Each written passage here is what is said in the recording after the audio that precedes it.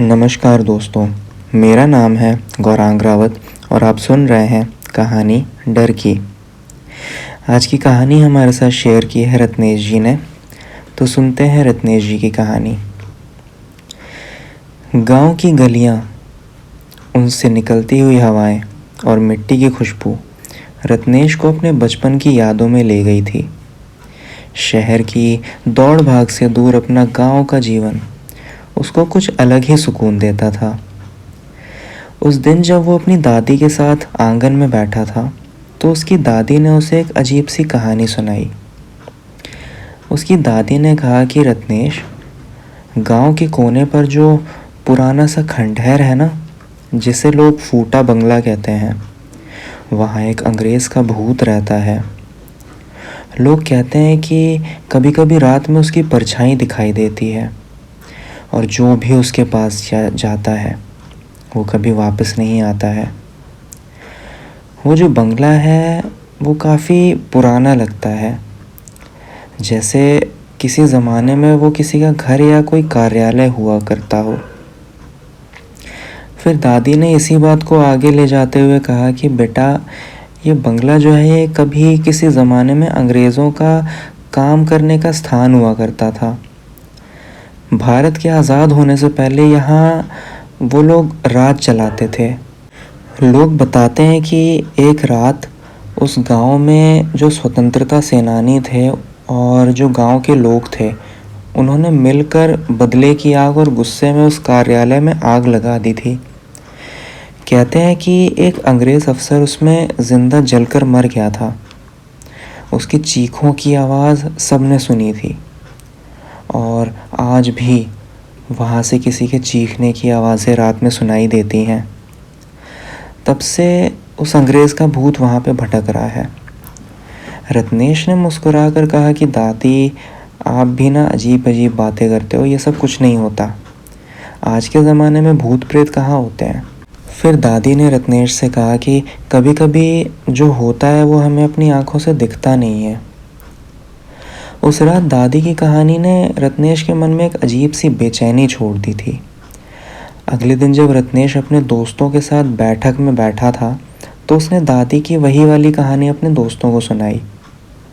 हर कोई हंसा, पर फिर बात अचानक से शांत हो गई। फिर एक लड़का था उनके दोस्तों में, उसने शर्त लगाई और बोला रत्नेश से कि अगर तुझ में दम है तो रात में वहाँ जाकर दिखा।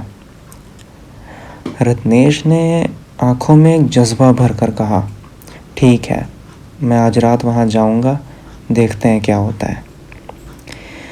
फिर रात के अंधेरे में जब चांद की रोशनी भी कमज़ोर लग रही थी, रत्नेश और उसके दोस्त उस फूटे बंगले के पास पहुँचे।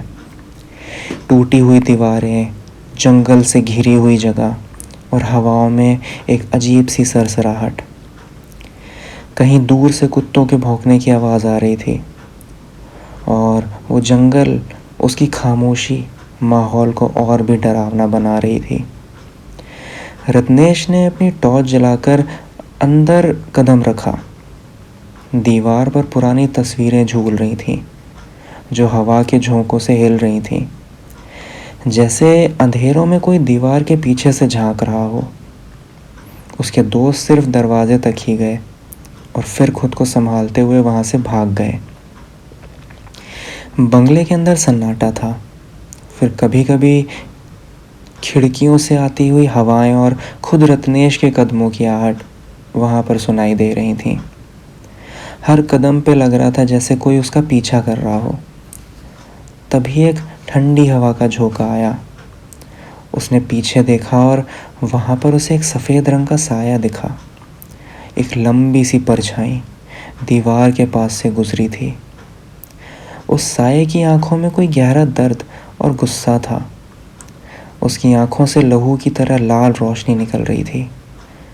रत्नेश का दिल ज़ोर ज़ोर से धड़कने लगा। उसने अपनी टॉर्च उस साये पर डाली, लेकिन टॉर्च की रोशनी भी उस पर नहीं पहुंच पाई। तभी एक कान से कान तक छेड़ देने वाली चीख गुनगुनी हवाओं से गूंज उठी। एक पल को ऐसा लगा जैसे साये ने अपनी हाथ से उसके कंधों को छुआ हो। एक सर्दी का झटका जिसमें मौत का एहसास था। रत्नेश का दिमाग सुन्न हो गया। उसने देखा कि साया धीरे धीरे उसकी तरफ बढ़ने लगा और उसकी सांसें तेज हो गईं। उसने वहाँ से भागना चाहा, लेकिन पाँव जैसे ज़मीन से चिपक गए थे। तभी किसी तरह उसने अपनी ताकत जोड़कर वहाँ से भागना शुरू किया। टूटी हुई दीवारें, सूनी हवाओं और पुराने कमरों से गुजरता हुआ वो जंगलों की तरफ भागा। हर तरफ से लग रहा था जैसे वो साया अभी भी उसका पीछा कर रहा हो। जैसे तैसे घर पहुंचकर उसने खुद को बंद कमरे में बंद कर लिया। उसके कपड़े मैले हो चुके थे, चेहरा पसीने से भीगा हुआ था और आंखों में सिर्फ एक ही चीज़ थी, डर। अगली सुबह दादी ने उसकी हालत देखी और उससे पूछा कि क्या हुआ। फिर रत्नेश ने अपनी दादी को बताया कि जब वो उस बंगले में गया था तो उसे एक लंबी सी परछाई दिखी। वो एक अजीब से कपड़े पहने हुई थी, जैसे कि लाल रंग का कुछ सूट हो। तो दादी ने कहा कि हो सकता है तुम्हें वही अंग्रेज़ का भूत दिखा हो जिसे लोग वहाँ पर देखने का दावा करते हैं। उस रात का जो तजुर्बा रत्नेश को मिला था वो उसे कभी भूल नहीं पाया। वो साया और वो डर उसके दिलो जान में हमेशा बस कर रह गया। उसने कभी वापस उस बंगले की तरफ मुड़कर नहीं देखा, लेकिन कभी कभी सूनी रातों में उसे लगता जैसे कोई उसे देख रहा हो, जैसे कोई उसके साथ साया बनकर चल रहा हो। तो दोस्तों, ये थी कहानी रत्नेश जी की। इसी के साथ हमें आज्ञा दीजिए। हम फिर लेकर लौटेंगे एक कहानी डर की।